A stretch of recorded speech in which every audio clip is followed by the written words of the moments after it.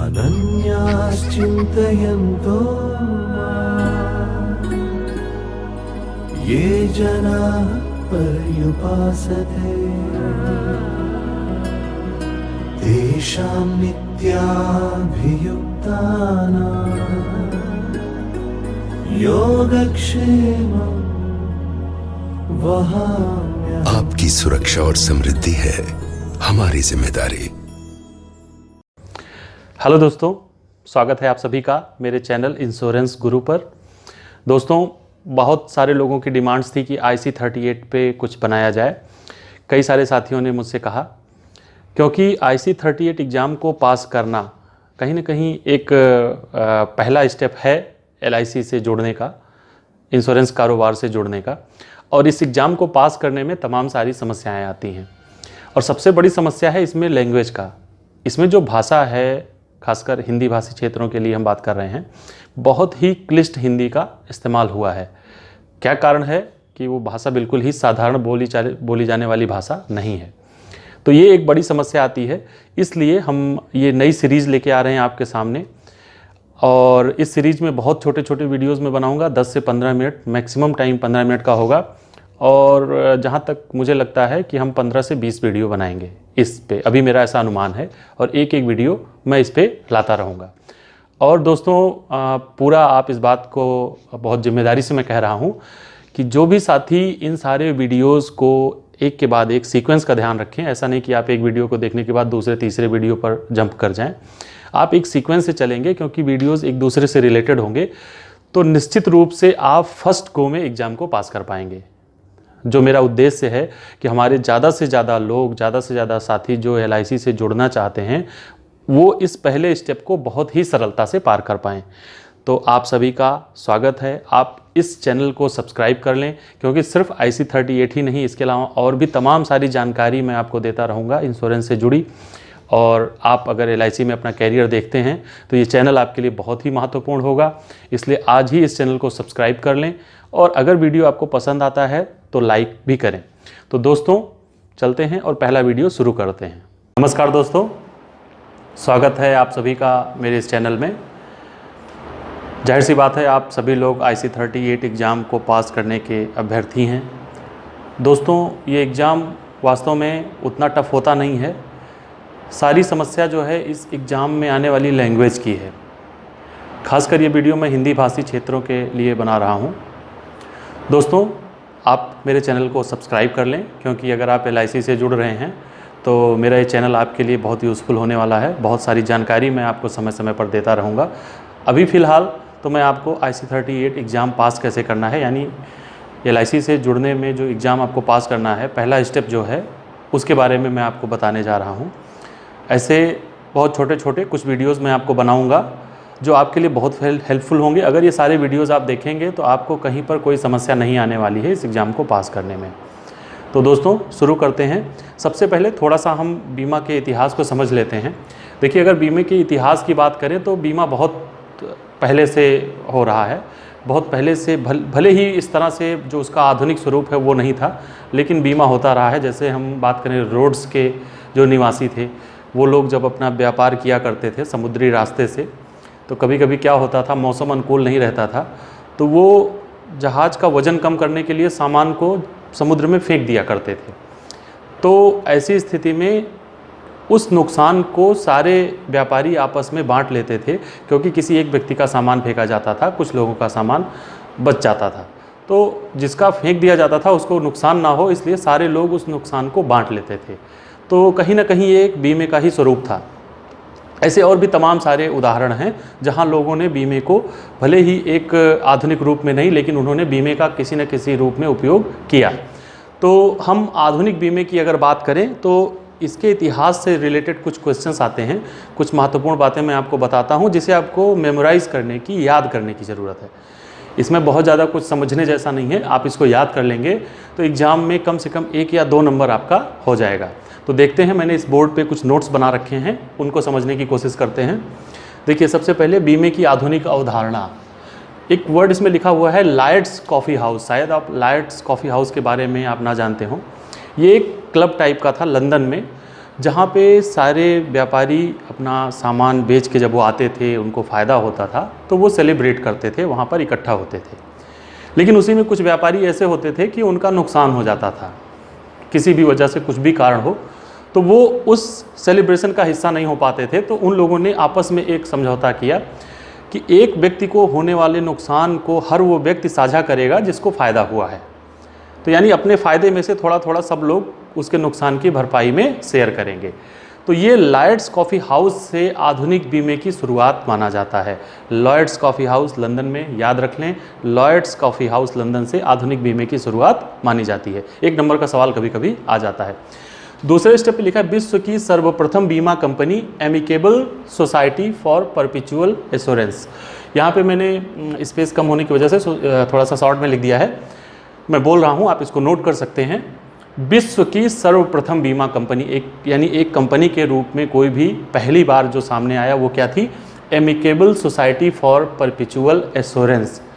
फिर से मैं रिपीट कर रहा हूँ, amicable society for perpetual assurance. ये विश्व की सर्वप्रथम बीमा कंपनी थी। ध्यान दीजिएगा, पूरे विश्व में सर्वप्रथम बीमा कंपनी थी ये। इसके बाद भारत में पहली इंग्लिश बीमा, यानी कोई विदेशी कंपनी जो भारत में पहली बीमा कंपनी थी वो कौन सी थी? The oriental life insurance. The oriental life insurance Bharat में पहली विदेशी बीमा कंपनी थी, पहली इंग्लिश बीमा कंपनी थी द ओरिएंटल लाइफ इंश्योरेंस। यानी भारत की पहली कंपनी जो भारत में खुली है, भारत की कंपनी तो नहीं थी लेकिन भारत में खुली विदेशी कंपनी थी पहली, द ओरिएंटल लाइफ इंश्योरेंस। इसके बाद अगले स्टेप पे भारत में पहली गैर जीवन बीमा कंपनी, यानी कौन सी ऐसी कंपनी थी जो जीवन बीमा से संबंधित नहीं थी। एक बार यहाँ पे मैं क्लियर कर दूँ, जहाँ पे मानव जीवन की बात हो वो जीवन बीमा है, और जहाँ पर मानव जीवन के अलावा अन्य किसी चीज़ का, मकान का, दुकान का, बाइक का, कार का, संपत्ति का, इनके बीमे की बात हो तो वो गैर जीवन बीमा हो गया। यानी जीवन बीमा और उसके अलावा जो भी बचता है वो गैर जीवन, मानव जीवन के अलावा जो कुछ भी है वो गैर जीवन बीमा है।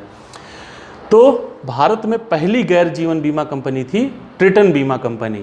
नाम याद कर लें, इसको नोट करने की जरूरत है, इसमें कुछ समझने जैसा नहीं है, सिर्फ इन सारी बातों को याद करना है। पहली गैर जीवन बीमा कंपनी ट्रिटन बीमा कंपनी। इसके बाद पहली भारतीय बीमा कंपनी, यानी भारत की कौन सी ऐसी कंपनी थी जो पहले भारत में खुली, भारत की अपनी कंपनी, तो वो थी 1870 में। ये इसको भी याद करने की ज़रूरत है, इस सन को भी याद करने की ज़रूरत है। 1870 में Bombay mutual assurance society, Bombay mutual assurance society, इसको शॉर्ट में मैंने लिख दिया है। ये भी सोसाइटी लिमिटेड भी था, आप इसको समझ सकते हैं। ये भारत की पहली बीमा कंपनी थी, बॉम्बे म्यूचुअल एश्योरेंस सोसाइटी। इसके बाद दोस्तों 1906 में स्थापित नेशनल इंश्योरेंस कंपनी भारत की सर्वाधिक पुरानी बीमा कंपनी है जो आज भी विद्यमान है। यानी कहने का मतलब यहाँ पे सर्वाधिक पुरानी से आप ये ना सोचें कि जब ये सर्वाधिक पुरानी है तो ये पहली क्यों नहीं है।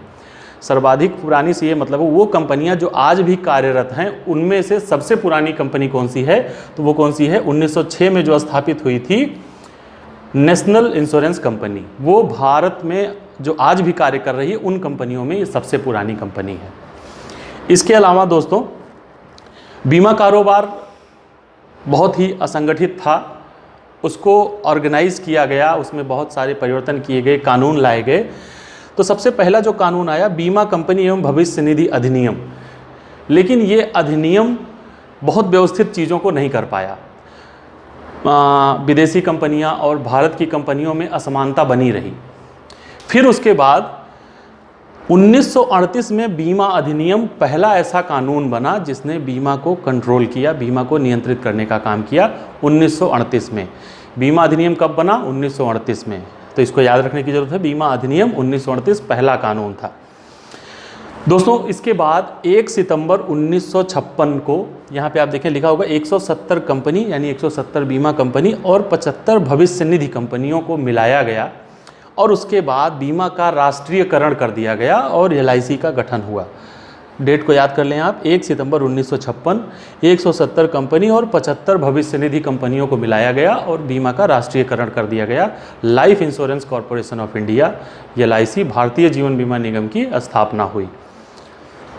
इसके बाद गैर जीवन बीमा के राष्ट्रीयकरण की अगर हम बात करें, हालांकि आप लाइफ इंश्योरेंस के लिए एग्जाम दे रहे हैं लेकिन ये सवाल भी आ जाता है कि गैर जीवन बीमा का राष्ट्रीयकरण कब हुआ, तो आपको ये डेट याद करने की ज़रूरत है। गैर जीवन बीमा का राष्ट्रीयकरण 1972 में हुआ और जीआईसी का गठन हुआ। जिस तरह से life insurance corporation of India का गठन हुआ, उसी तरह से general insurance corporation of India का गठन हुआ। गैर जीवन बीमा का राष्ट्रीयकरण 1972 में हुआ। आगे हम देखते हैं दोस्तों, इसके बाद जीवन बीमा चलता रहा और सिर्फ एलआईसी को अधिकार था 1 सितंबर 1956 से लेकर कि वो भारत में जीवन बीमा का कारोबार करे। लेकिन 1993 में मल्होत्रा कमेटी, एक कमेटी बनाई गई, उसका नाम दिया गया मल्होत्रा कमेटी क्योंकि उसके जो हेड थे वो मल्होत्रा जी थे। तो उस कमेटी ने अपनी रिपोर्ट्स दी कि क्या कारण है कि इंश्योरेंस का जो पहुंच है वो उतनी डीप नहीं हो पा रही है, वो एक साधारण व्यक्ति तक नहीं पहुंच पा रहा है। तो उन्होंने अपनी रिपोर्ट्स 1994 में प्रस्तुत की। 1993 में गठन हुआ और 1994 में मल्होत्रा कमेटी ने अपनी रिपोर्ट्स दी। अपनी रिपोर्ट्स में मल्होत्रा कमेटी ने जो भी अनुशंसाएं की, उनके आधार पर 1999 में IRDA एक्ट बना। IRDA यानी insurance regulatory and development authority. याद रखिएगा, जब भी पेपर में आएगा IRDA लिख के आ सकता है, IRDA लिख के भी आ सकता है। इस तरह से IRDA लिख के भी आ सकता है, इसका मतलब भी IRDA, insurance regulatory and development authority. बीमा विनियामक विकास प्राधिकरण, बीमा विनियामक विकास प्राधिकरण। तो 1993 में, फिर से मैं रिपीट कर रहा हूँ, 1993 में मल्होत्रा कमेटी बनी। 1994 में उस कमेटी ने अपनी सिफारिशें, अपनी रिपोर्ट्स प्रस्तुत की और 1999 में IRDA एक्ट पारित हुआ और सन 2000 में IRDA का गठन हो गया और इसने काम करना शुरू कर दिया। तो दोस्तों, इस वीडियो को यहीं पर समाप्त करते हैं। आगे के वीडियो में मैं आपको और जानकारी दूंगा, लेकिन इसमें जो भी बातें बताई गई हैं सारी बातें पेपर में आने वाली हैं। आप इसको हर एक सेंटेंस को मेमोराइज, याद करने की कोशिश करें। और अगर अभी तक आपने चैनल को सब्सक्राइब नहीं किया है तो चैनल को सब्सक्राइब कर लें। ये चैनल आपके लिए बहुत महत्वपूर्ण है, बहुत सारी जानकारी मैं आपको देता रहूँगा। और वीडियो अगर आपको पसंद आया तो लाइक ज़रूर करें। जय हिंद।